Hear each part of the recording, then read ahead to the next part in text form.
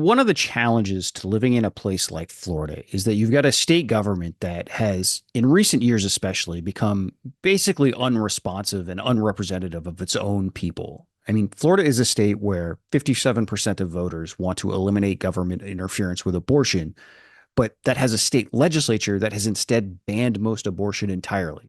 It's a state where voters have voted to raise the minimum wage, but has a legislature that time and time again helps big business put its boot on the necks of workers. It turns out, though, that Florida isn't unique in this regard. There are a lot of voters across the country living in states where their own state government has become pretty much unmoored to residents' wishes and unresponsive to calls for change. And today we're going to talk to someone who's taken a deep look at just why this is and what can be done about it. Let's go.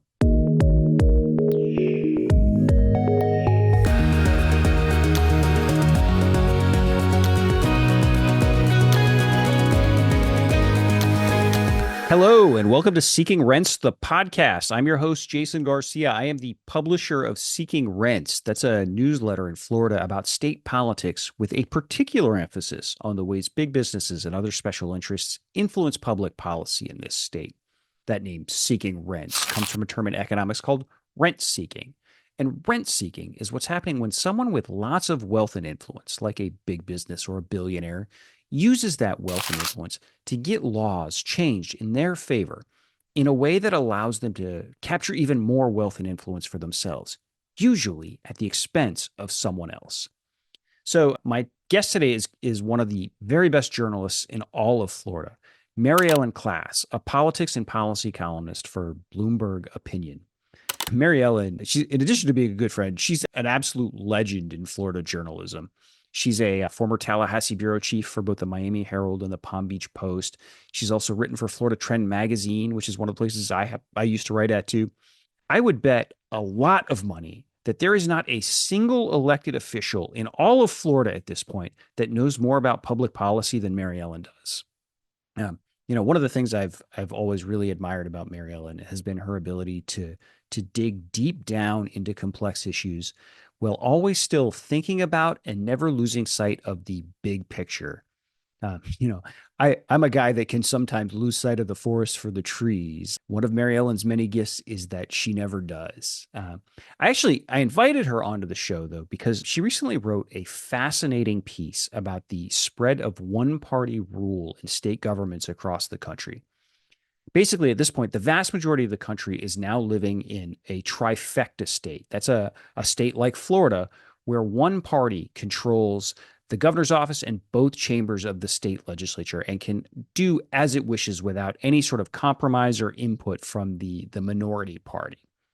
And it turns out that one-party domination comes with all sorts of negative consequences for all voters, even if you happen to be a voter of the party that's doing the dominating.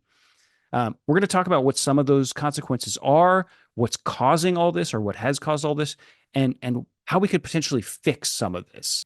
But before we get to that, please make sure to like and subscribe to the show. And, as always, as you listen to this conversation, if it triggers any thoughts in your brain, any feedback you've got, please make sure to leave a comment too.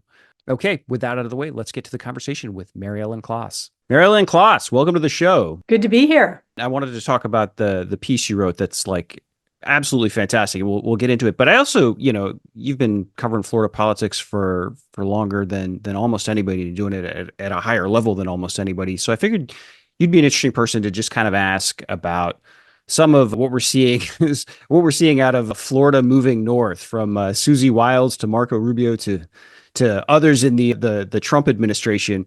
But one thing that I'm sort of fascinated about, it's not entirely clear to me how Ron DeSantis fits in this kind of new Republican world order. What's your sense of how that relationship might play out and what it might mean in Florida? Yeah, I think it's really interesting. It was certainly an interesting test of Ron DeSantis's instincts when he decided to run for president and assumed that Trump wasn't going to come back. And then Trump not only comes back, but comes back with the woman that as his political consultant, his campaign director, the woman that Ron DeSantis spurns, Susie Wiles. So that has set up some bad blood. I think the redeeming opportunity for Ron DeSantis is this appointment to the U.S. Senate when Hmm. Rubio leaves. And I think Rubio will be confirmed. I think what Ron DeSantis can do is give Donald Trump everything he wants. And it appears that what Donald Trump really likes to have is this growing sense of dynasty. So Right. the most logical conclusion would be that he would like to see Lara Trump be the U.S. Senate U.S. Senate uh, representative for Florida. And I don't think that's going to be Ron DeSantis's first choice, but certainly that would be a gift to Trump if he wants it. Right, right. The ultimate sort of bend the knee. That it's sort of fascinating to hear you say that. I think about like, I've spent a lot of time over the years writing about taxes and like one of the things you find is like billionaires are so invested in this idea of establishing dynastic wealth and making sure they pass money on and like pass not money on, but like fortunes on and just build like intergenerational dynasties for themselves. And this sort of fits within what you'd expect from a billionaire getting elected now, wanting to sort of ensure he's got family dynasty in politics now too. Yeah, yeah. I mean, once you have all the money you need, the thing you crave the most is power. Right, right.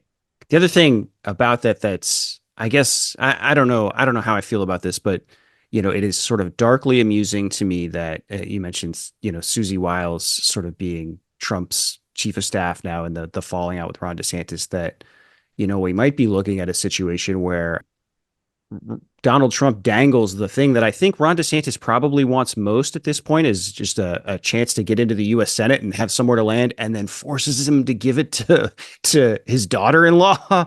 I mean, setting aside the sort of craziness of installing family members in the U.S. Senate in America, I mean, I do sort of marvel at the the sort of revenge of it all. You know what I mean? Yeah, yeah. I mean, it is the next stepping stone for Ron DeSantis. It would logically be. I also he strikes me as somebody who's far more comfortable as an executive than in Right. a collaborative body. He didn't like being in Congress, so I do think his next move is to be the Trump successor, and he's going to Yeah. try and he's setting the stage right now for his next presidential run. So are a dozen other Right. Republicans. Yeah, that's right. He's going to be if he runs again, he's going to be running from a very different position than when he ran the first time, where it would seemed like he was the obvious heir apparent to Trump at that point. The problem then began. Trump decided it wasn't time for an heir, but That's right. well, well, let me switch over to why I reached out to you in the first place is your piece. This is why you don't recognize your state government. This was fascinating. It was sort of a deep dive into sort of the growth of one party dominance in state governments across the country and kind of the the the perils that follow from that. It sort of taught me a bunch of things that sort of confirmed for me in a really like concise, clear way with data, things that I sort of long thought, but also sort of surprised me in different ways. But before we get into the details of it, I wonder maybe you could give folks like just kind of a Reader's Digest version of the piece, what you found, what you did, that sort of thing. Yeah, well, I started taking a look at this because in Florida, we've had one party control of both the legislature and the executive branch for a really long time. And the remarkable thing is that the US has more states just like Florida, which is it's known as a trifecta Right. when the governorship and both houses of the legislature are controlled by one party. We've got more trifecta states than any time in modern history. Wow. 17 of these states are controlled by Democrats, 23 by Republican. And, that is the implications of that are not good. And I wanted to see how that does play out. So we looked at, what does this do with elections? What does it do with policy? What does it reflect about where voters are? And we learned that one party rule suppresses competition. It enables the party in power to ignore the perspectives of the other side and really just focus on appealing to the base.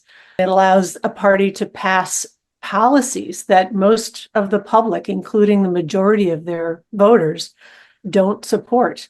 And Mhm. they do it with little opposition. And So in the end, this distorts democracy because it basically leaves the impression that these legislatures are responding to the will of the public, but they're actually passing things that are not responsive, and they're doing it under the guise of democracy. And so it's really the dismantling or the decline of democracy, illiberal democracy. There's all kinds of names for it. But the implications for everyone is that it's essentially minority rule. And we watch the effect of this when states have ballot initiatives. And we saw that in Florida, for example. Right. This Republican majority of the Florida legislature passed and refused to expand Medicaid. I'm sorry, well, that's one thing, but it refused to legalize marijuana. And obviously they passed a very restrictive abortion ban.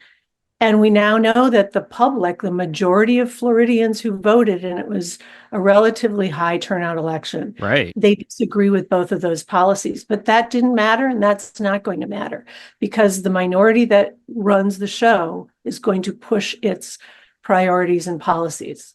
Right. Yeah. I mean, and then we watched an org session this week where new leaders are sworn in, and like the first thing out of the gate, the new Senate president is saying, completely unmoved by those votes. Right. not going to do anything to sort of loosen up some of the pathways to some access to abortion. Not going to do anything to expand marijuana access in Florida. Completely unmoved. It's always one of my giant frustrations with the Florida legislature, and it sounds like I might have the same frustration with many different legislatures. Is this idea that every time they get a vote for themselves, they think the voter knows exactly what they're doing. But anytime a voter votes for a referendum they disagree with, that voter is an ignorant rube, and it's just completely unmoored. They know better. Right, yeah. Right. Exactly. Well, yeah. And it's fascinating because the trend is that this is going to happen more and more, and part of it is we looked we downloaded there's a great database of policies and bills that have been proposed in legislatures. It's enormous. And we downloaded and looked at the patterns and the trends. And we concluded that between 2001 and 2020, there were thousands. Well, I'm sorry. Yeah. 2021 and 2024. I'm getting my dates wrong. There were 2,000 pieces of legislation that passed with only one party voting. They got no votes from the opposing party. That's across all the country. And these were often the most controversial proposals, right? Because in a polarized legislature, one party's you're not going to have people falling off and joining the opposition. So that's a lot of pieces of legislation that are moving through where there's no effort to kind of find a middle ground. And voters are in the middle. They're not on these extremes.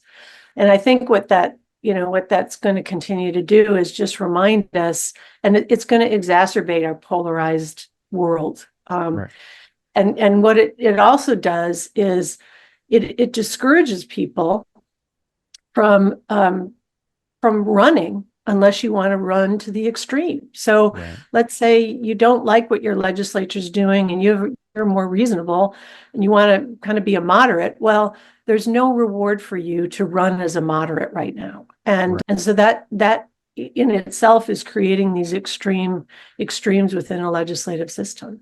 Yeah, that makes sense. There's a few paths I want to go down here to drill down on here, but maybe first is you mentioned that we've got more trifecta states than at any time before. Why has there been such a rise in one party control in states? What are some of the factors that you found or that experts think are contributing to this? Well, a lot of it, you can look at where we are with our just polarization of politics. As party and ideology have aligned, we've seen this also a geographic polarization as people have moved, as states that are blue get bluer and states that are red get redder. And so within that system, partisanship is increasingly dominating state elections.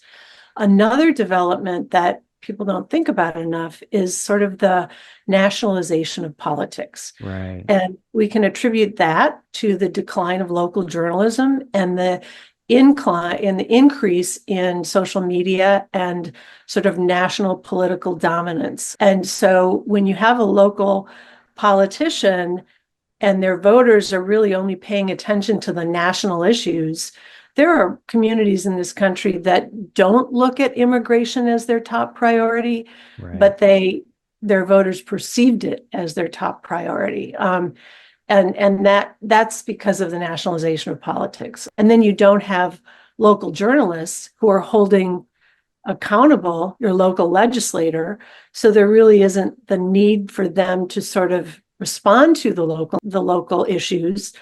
It's becoming more and more dysfunctional. And then voters get discouraged and Right. it's harder for them to hold people accountable. And then when voters don't hold politicians accountable for when they vote against their will, the Right. result is that there is little incentive for the politician to vote with where the voters are. It's just this never-ending cycle, and it has I think it's going to continue unless we make some big changes. Yeah, that makes sense. Sorry, I got a dog who's upset at the idea of trifecta control the more she hears about this. So another sort of fascinating element was this is there's like very clear differences between I think that's a mailman coming. I don't even know if the mic is picking that up, but uh, there are you found like really sort of interesting differences between sort of how Republican trifecta states govern versus how Democratic trifecta states govern. Can you sort of talk a bit about what you found and sort of what are these differences between red and blue trifecta states?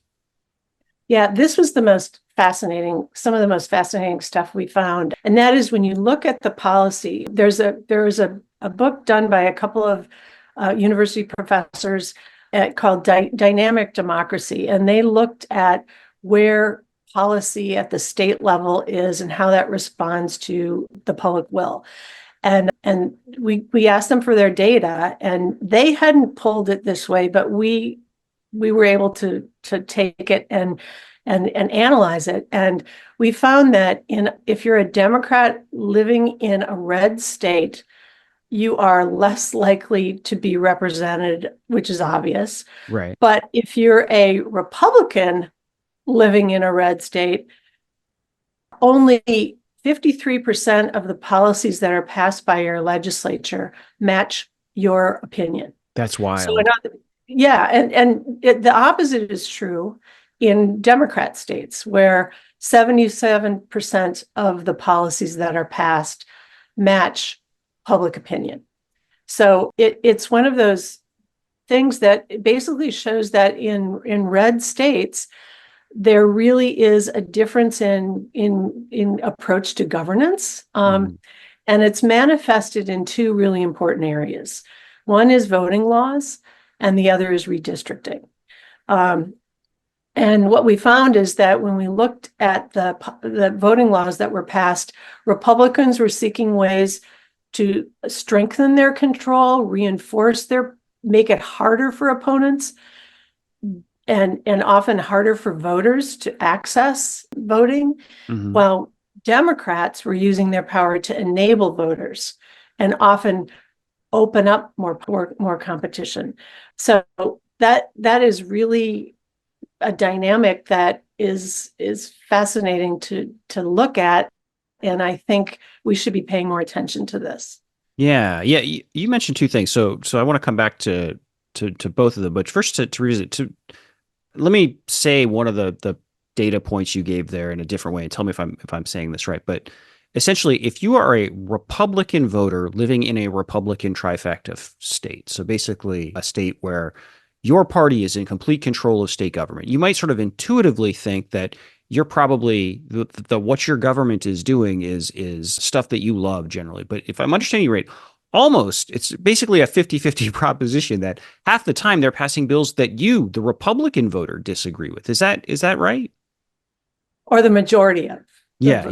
It's the majority. Yeah, that's right. That's right. It's sort of the average Republican voter. That's right. The majority of Republicans would disagree. That makes sense. And is there a reason, or do we have any potential explanations or theories as why would red states be so much more out of step with popular opinion than blue states, or is that going to drill right down into the second point you made about that one of the hallmarks of red states is efforts to sort of protect power and limit access, that sort of thing. But anyway, I don't want to answer my own question here, but why is that? Yeah.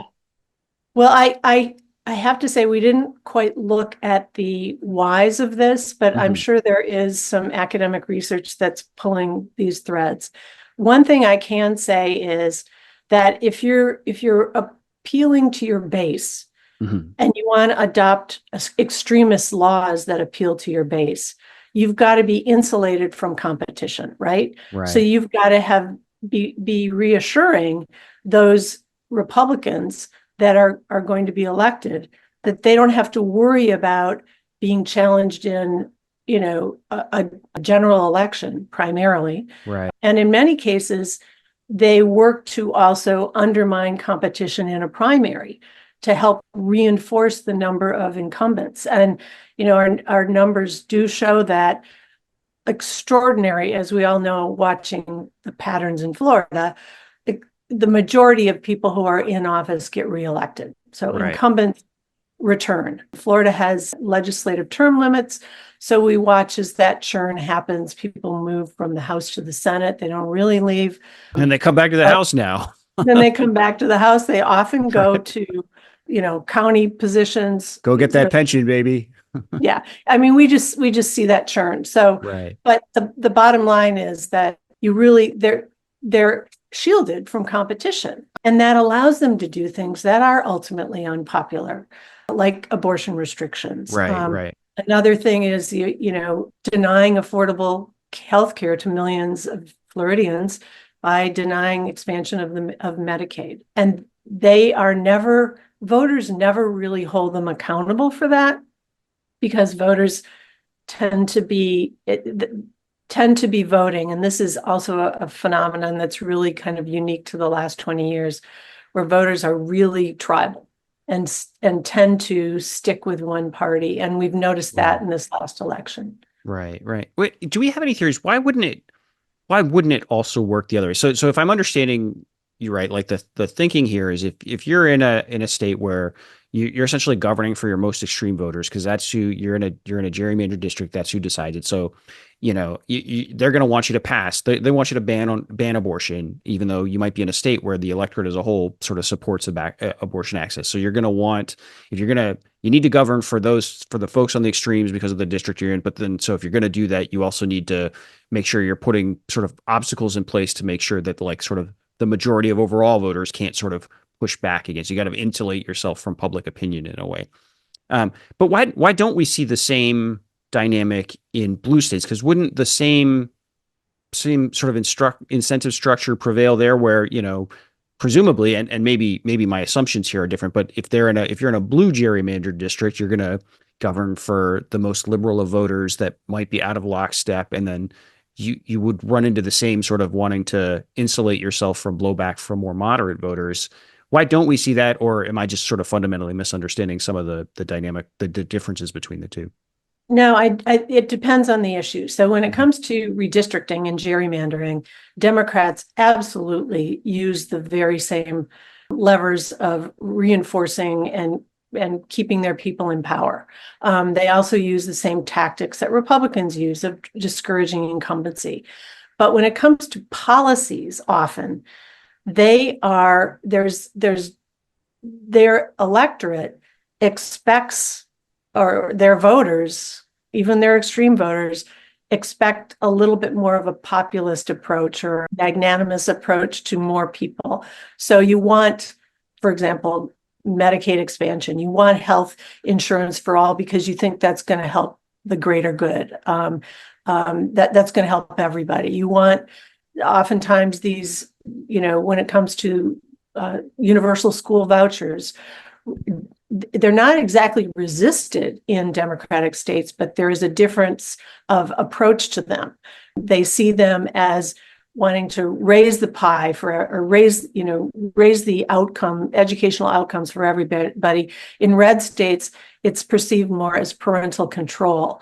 And so those dynamics are what that's what the legislatures are looking at when they're looking at what their extreme voters want. That makes sense to me. I see. And then the other thing I'm interested here, you mentioned that sort of the other sort of really clear sort of distinction between red and blue states is kind of like voting access and participating in democracies where participating in elections where you see, red states really trying to, tighten voter ID requirements, limit mail-in voting, limit ballot drop-off locations, shorten early voting. And then you see in these blue states very much the opposite, trying to expand early voting, make same day things like make voter registration much easier, same day registration, that kind of stuff. I'm curious. One of the sort of the fascinating dynamics of the Trump era has been that Donald Trump, and I don't know, I guess I don't know if we know if this is unique to him or if it's a reshuffling of coalitions more broadly, but he seems to do much better in high turnout elections, or Republicans seem to be doing much better in high turnout elections versus, special elections, midterms, that sort of thing. Whereas Democrats seem to have gained more like sort of engaged voters at the trade-off of lower propensity voters. This is all a long-winded way. I'm sort of curious as you look ahead. Do you see that dynamic shifting? Like, I mean, could we be looking at a world where suddenly, Republican Party become the states of expanding access to voting, and Democrats go the other way? Or just sort of curious how you see those dynamics interacting with each other. I think you raise a really good question, because this election was very interesting in that, Donald Trump completely discouraged mail-in voting. Right. And urge people to show up at the polls in person with early voting. And yet many red states continue to restrict the number of places that were available for early voting and made it harder to do mail-in voting and limited drop boxes. And yet he still won. And he won in all these places. And so I think there's going to be the presumption was those are laws or policies that benefited Democrats. There's going to be some rethinking about that now, because I think they're going to have to analyze if Trump wants to hold his support, and people who, if the MAGA movement wants to continue, they've got to keep these voters showing up. Right. Now the logical way to do that is to engage them and make them feel like they want the policy, right? But the other way, they also have to make it easy for people to vote. Right. So I look at what happened this election cycle as really good for voting access. There are states that, have talked about, having voting from Saturday to Tuesday. And states like Colorado, mail-in voting is universal stuff. There will be more experimentation, and I think it's a good thing. And because this election ended some of the myths that the Trump people feared. Right. That makes it. Yeah. You generally, and I said this in another conversation, sort of to be clear, states should expand access to voting, make voting as easy as possible for everyone, regardless of who it benefits. Like even if it turns out it's true that the Trump coalition is the one that benefits from expanded access to voting, I still want expanded access to voting. I want more people participating in democracy. I mean, we just talked about how in trifecta states, one of the downstream harms is you get people just abandoning the democracy. You get so many voters not even participating in state elections because they feel like it doesn't matter. So absolutely, if one of the lessons of this election is more people get on board with the idea that we want to expand participation in elections, I think that's great. I think that's right. Do you so bringing it back to the trifecta state? There's obviously, you found like a sort of a number of like clear, I would argue, clearly negative consequences of sort of one party dominance in states, down to, incumbents never facing serious challenges. They're feeling emboldened to be more out of lockstep with their own voters because they don't feel challenges. Voters getting discouraged, participation, fewer people running, moderates not running for office, voters not participating as much.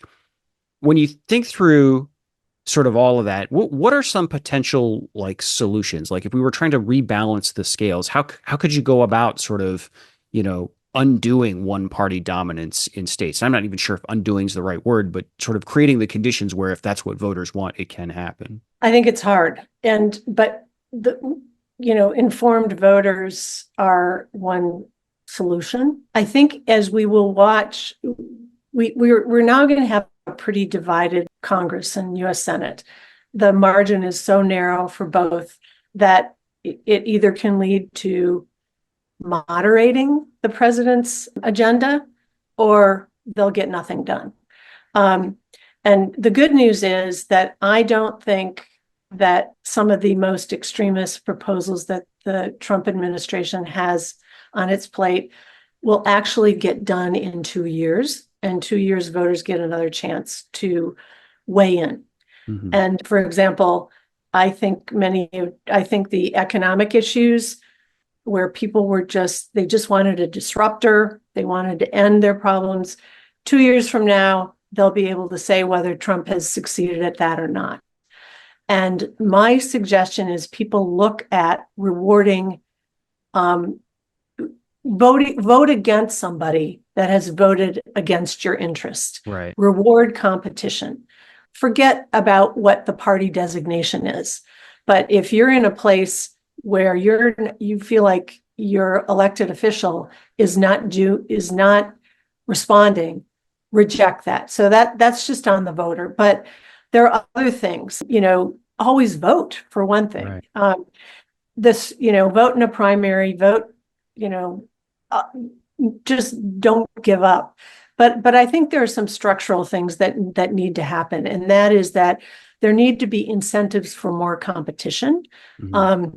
And there's a whole, that goes into campaign finance, the way these parties, I think in many legislatures, we've watched this, you've written about this so much, Jason, the legislature has been co-opted by corporations, big donors, and people with a extremist axe to grind. And they don't respond to the public because they're responding to those pressures. Right. I feel like we need some national movements to force a change in that regard. It may happen at the ballot. That is one of the areas where there's a huge bright spot. There were 10 states that had abortion amendments on their ballot this year, and they passed in 8 of them, or the majority voted for them in 8 of them. That right. includes Florida. Yeah, the language we have to use because of Florida. Yeah, but there is hope for ballot access, and I think you're going to continue to see that area grow, and that's where reform can take place. Now, there's some experiments that happen, like ranked choice voting, jungle primaries, those things. They fared very poorly this election right. cycle, which was interesting because they were on the ballot in at least 4 states and didn't do well. That's because parties see it as a direct threat. But I think right. what is less of a threat are things like open primaries. Let voters of all kinds vote in an open primary. That means Florida's got to get rid of its abused write-in system and right. ghost candidate stuff and allow really open primaries. And when that starts happening, I just find it so ironic because Republicans, when they talk about education, which is such an important pillar of fundamental working democracy, they always talk about how we need competition in education. That's right. Why we give more money to private schools right. and vouchers. But right. they don't want competition in politics. Yeah, no.